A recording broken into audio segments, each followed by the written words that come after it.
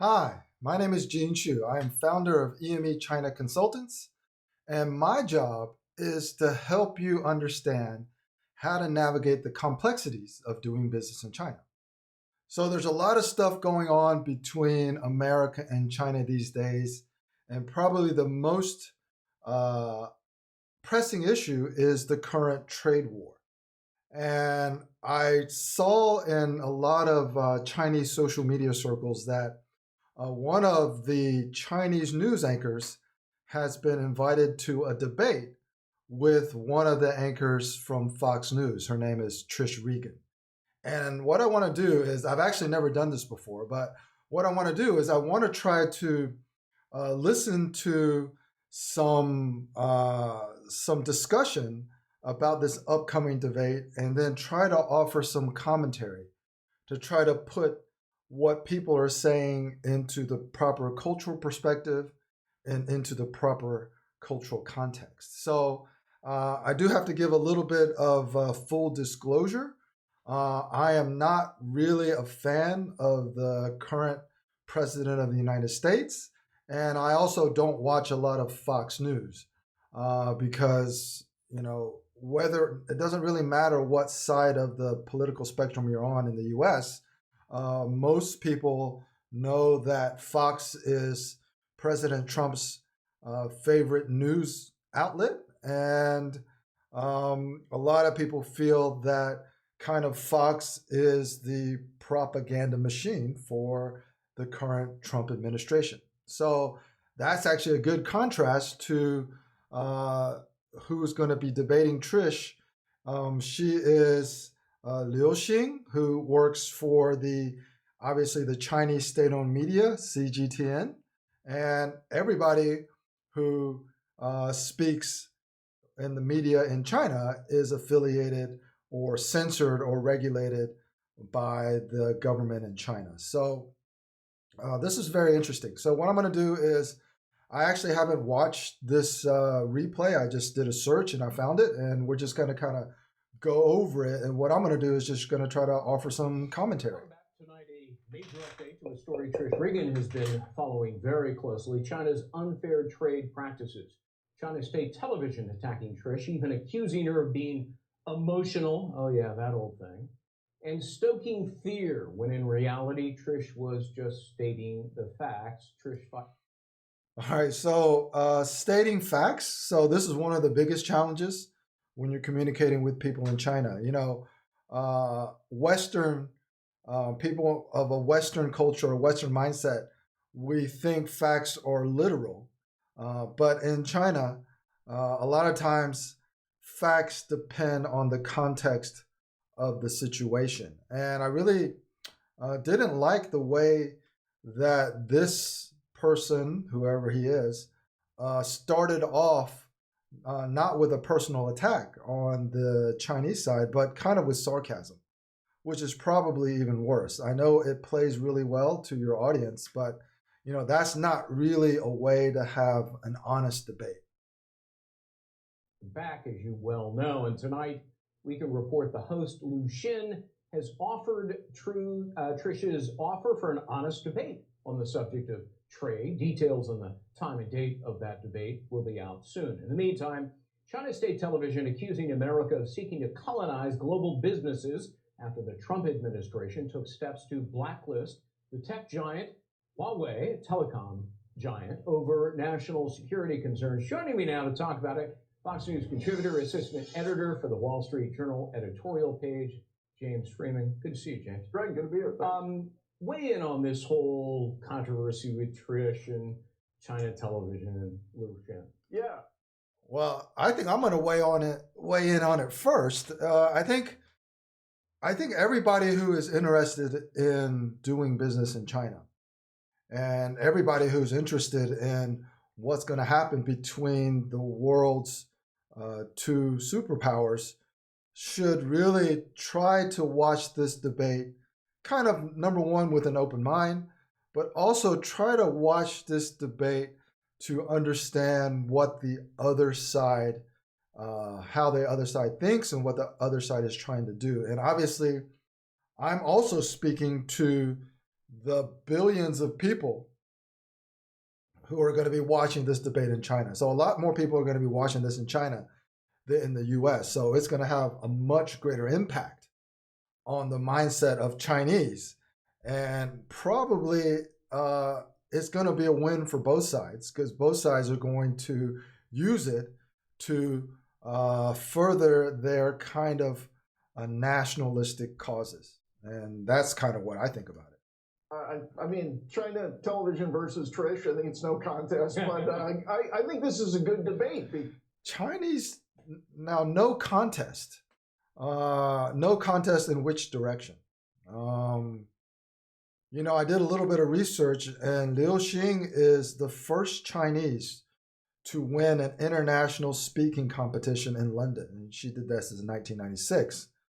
So I'm not sure whose side James Freeman is referring to as far as a debate being no contest. Obviously, a real debate is moderated, it's fair, and there are certain rules. So it'll be interesting to see whether this is actually a real fair debate, or is it just a lot of kind of political theater that's going on between both sides. Most of the Chinese population does not speak English. Millions of people in China do. And if Trish is able to engage and talk about the rule of law and why you want to respect intellectual property, I think that would be a great thing. I was thinking maybe Trish should invite the...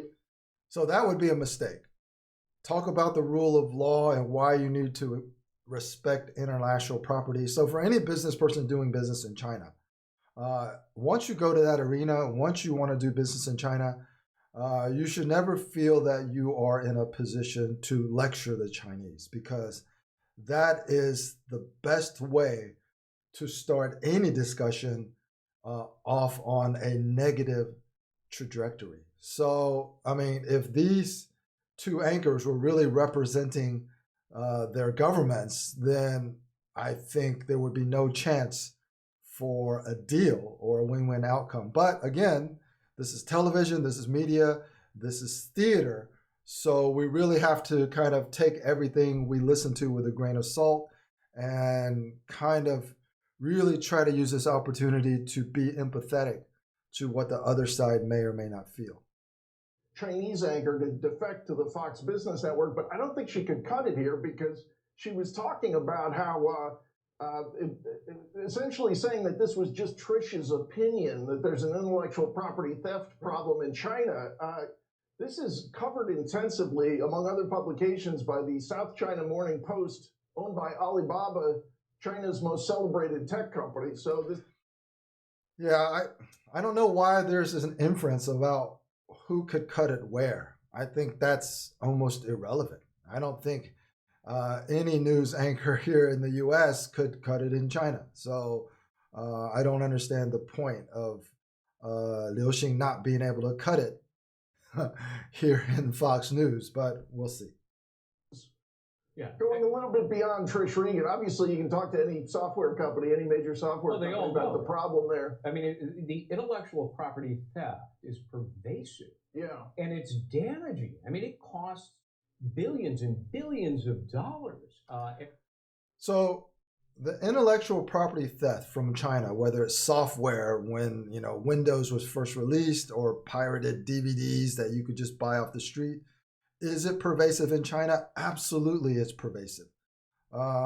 Yes, China does steal intellectual property, but from their point of view, they don't think of it as stealing. And a lot of that is culture that we're not going to get into here in this discussion. The problem, or the context, or the real question is who was hurt and who has benefited. So I think in the macro, if you just, you know, China's probably been stealing movies and Windows software for the last 20 years. So we just take the last 20 years as a time frame. I think the U.S. economy and the U.S. consumer has benefited tremendously from the relationship with China. Now, how that plays out over time as technology becomes more and more critical to national defense, with AI, with big data, with, you know, all of this stuff, then, that's, I think, maybe a separate discussion. Here to the American economy, not to mention the businesses themselves. That's right. And I think for Trish, it's an opportunity if she can cut through the propaganda, the censors there, to say, look, it's not just good for the United States if you stop stealing our inventions. It's good for China as well. Yeah, so I always don't like the way each sentence has the lead up, cut through propaganda. Okay, so is Chinese state-owned media, is it propaganda? Of course it is.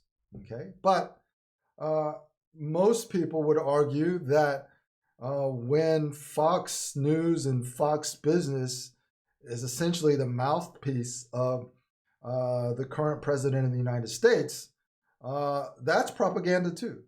Okay, because a lot of times the news is, or the so-called news, whether it's fake news or alternative facts, it's created for an audience of one, or it's created for just the people who like to watch Fox News. And it's really entertainment more than it is real analysis and real news. So we just have to be careful with the double standards and the hypocrisy when we lead into these statements, even though factually a lot of these statements may actually be a very true. Discouraged domestic entrepreneurial class. People who were creating businesses in China are fleeing. They're saying there's too much regulation, a lot of it in the name of cybersecurity, but it's really pushing down on gaming companies, on all kinds of online innovators who would like to create things in China. They can't. The government steps on them, and then if they actually get it to market, it can be stolen. So there's no incentive to create, to be an entrepreneur. That's the problem. Here is... So that's a lot of ignorance there. The high-tech environment in China right now is one of the most robust entrepreneurial startup environments in the world. And if you talk about those unicorn companies, China has as many unicorn companies as they do here in the US, and basically becoming a direct competitor to all of the startups, technology startups that are happening in Silicon Valley. So,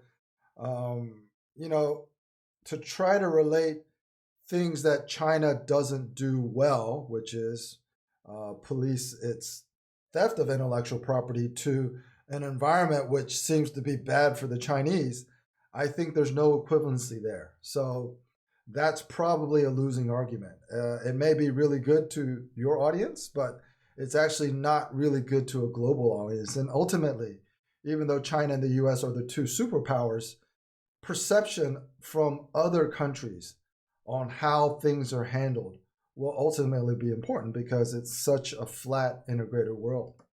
I wanted to play this earlier, but here is what Trish said. Take a listen. Now, all you viewers should know, members of the Chinese Communist ruling party, they all seem to have rather sensitive egos. So sensitive that they... Before we go any further, sensitive egos, without mentioning any names, who in the United States has the most sensitive ego? All right, that's pretty easy to answer for anybody who's an American, no matter what side of the political spectrum you're on. Who has the biggest ego and who has the most sensitive ego? So the fact that she is referring to egos really shows kind of a little bit of hypocrisy and double standards. A real dislike to me. Someone who dares to tell it and them like it is. And this week, a state media news presenter named Lu Xin launched a personal attack on me. Watch. She's so sure of U.S. victimhood, so indignant, that her eyes practically spit fire. If you were an American who didn't know any better, you too might clench your fists and pound the wall. Wow. My eyes? They spit fire? My fists? Oh dear. Not quite. But you know what? I'm going to take it as a compliment. She says I'm emotional. Yeah, I get a little emotional. I'm proud to show my emotion when I'm confronted with a reality that will be bad for Americans. So I'll tell you what, Lucian, you seem like a nice enough woman. And even if you are just reading state propaganda written for you off the teleprompter by a member of the Communist Party, I would like to invite you to have an honest, live debate with me. A real discussion. What do you make of that? Yeah, I think this. What do I make of that? So this is very interesting. Whether the debate can actually be moderated, whether it can be honest, whether it's even relevant to what's going on, when two TV anchors, one who represents the state and other that kind of represents just one political spectrum here in the United States, whether that has any meaning, global implications, I think it probably doesn't. It's just a lot of fuel and a lot of entertainment for the domestic audiences. But I think it'll be very worthwhile to watch from the point of view that it will be I think what Americans should do is really try to listen to the Chinese side and try to, instead of be emotionally patriotic, try to understand the reason and the rationale behind some of the arguments that they make, even though emotionally you probably think those arguments are ridiculous. Okay? And I would also encourage the Chinese side to do the exact same thing. In fact, the Chinese, without being hypocritical, the Chinese are probably worse at being nationalistic. The Chinese are probably worse at not being able to be objective and accept the facts as they are, whether, especially in a certain context where they are correct or they're not incorrect. So it'll be very, very interesting. So let's hear what the Fox commentator thinks about this upcoming debate. Really healthy. I mean, obviously, this discussion is happening behind closed doors and with our trade negotiations. And I think at times, even their negotiators have acknowledged the problem. Then they make a deal, and then they think they go back to Beijing, and the regime doesn't like it, and so they back out of it. But I think having this discussion out in the open, and to the extent we can get it through the filters, through the censors in China as well, I think it's very positive, because there's this sense that, yes, it's a communist regime. Xi Jinping doesn't have to face re-election, but I don't think we should assume that there isn't a large group of people in China who wants to join the modern economy, who wants that reform that Xi Jinping stopped to continue. Yeah, I think that last statement is a false assumption. I don't think there is a large percentage of the population in China that really craves democracy and the freedoms that we have here in the United States. These are all what I would consider kind of nice to haves, but most people in China, just like everybody here in the US, we probably have more important things to worry about rather than, democratic reforms or things like that. People in China just care about their livelihoods and the livelihoods of their families. And as long as the Chinese government can provide this continuous economic growth, upward mobility, and opportunity, and also greater face on the global stage as China becomes a greater influence, a greater superpower, whatever, I don't think the average Chinese person complains about that. So it'll be interesting to see how the Chinese react to it. I think it will also be relatively unlikely that if anything is not kind to China, it won't be spun in the Chinese state-owned media in a way that makes the Chinese people kind of even more nationalistic and opposed to whatever the current US or Americans are trying to do to hurt their national companies and to hurt their economy. His average tariff is almost 3 times the US tariff. So there's a huge imbalance there. There's also a trade deficit with China that's about $400 billion. So, I mean, this needs to be fixed. Past presidents have said, oh, we'll fix it, and they never do. Yeah, it's now this part, the tariff regime. Past presidents have said they will fix it, and they never do. I think the current president says he will fix it, but he never will. So it's really, if you don't, there's really not a solution to balance trade, because balancing trade would basically mean that the current state of the way that the two economies work together would change dramatically. And the way that the current economies are codependent upon each other is actually mutually beneficial. So if you were to just quote unquote balance trade, I don't think that would be good for the American economy or the average American person. The WTO rules, and it's a little odd that China gets to self-designate as a developing country, now the second largest economy in the world, and get the right to hold higher tariffs. We should be. Now, I do agree with that statement. Zero on both sides. As far as the trade deficit, I don't think if we can get them to play fairly, accept rule of law, don't worry about that, because then it's a free exchange. Maybe we buy more of this and less of that, and there are certain things they want. It doesn't have to be perfectly balanced, but I think it's that intellectual property theft and tariffs that have got to be reformed there. Well, Trump's experience as a businessman is negotiating deals. His reputation is pretty tough.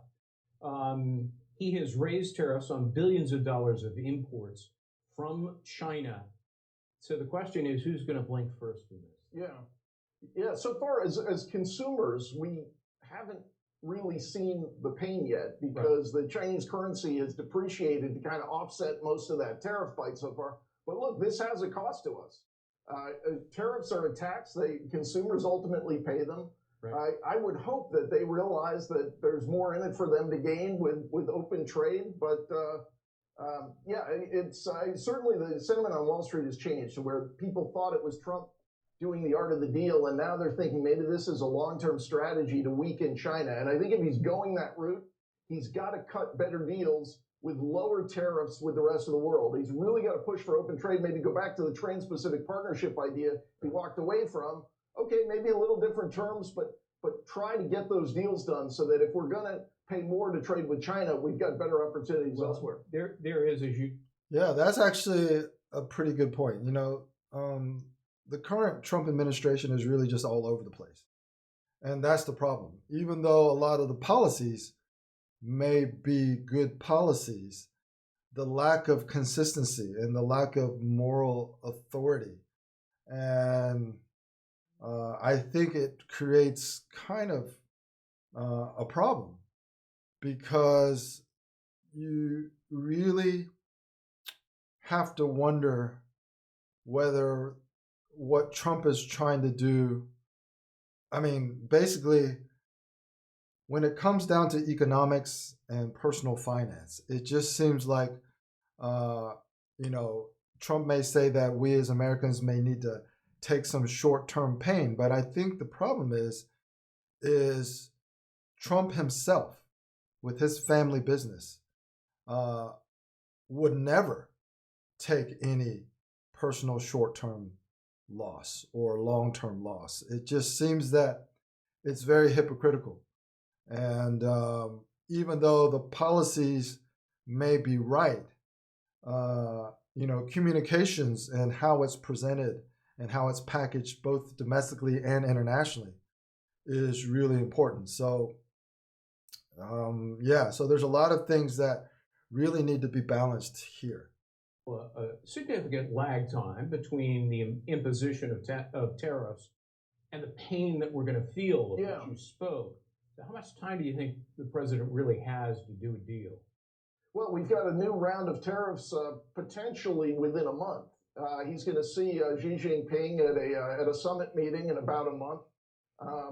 I think the president, though, I think he's figured out that he doesn't have a lot of negotiating leverage if everyone thinks he's going to cut the deal at the meeting in June. So he seems to want to play this out, and to the extent Xi Jinping thinks Trump is in this for the long term, that strengthens the hand of our president negotiating. I think you're right. James Freeman, always good to see you. You too. Thanks, Greg. All right.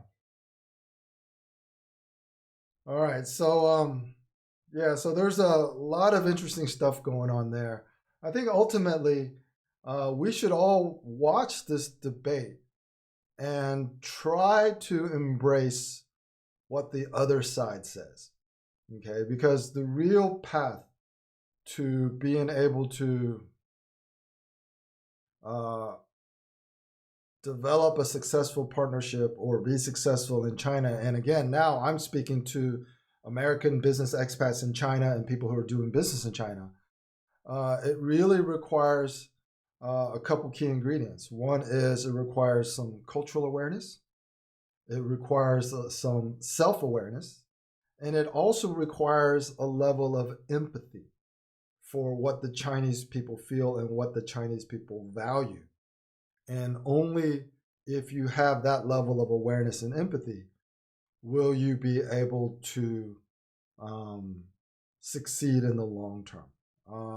All of this stuff that's happening at the macro level, how this trade war and how these negotiations play out, we can all have our opinions. We can all, kind of be very pro one side or the other. But ultimately, when we decide to engage in business and we go to China to do business, then we have to throw out all of those preconceived notions of quote unquote how things should be or should not be. So I don't really know if this is valuable or interesting. It's just something that I thought I would try because this is probably the most central issue in U.S.-China relationship, this whole trade war. And this upcoming debate between the Fox Business anchor and the Chinese state-owned media, kind of anchor is going to be a microcosm of the divide that both sides are currently struggling with. And I think ultimately achieving a win-win is good for not only both sides, the U.S. and China, but it's going to be good for the entire world. All right, so I think I'm going to post this and just leave me a comment and tell me what you think.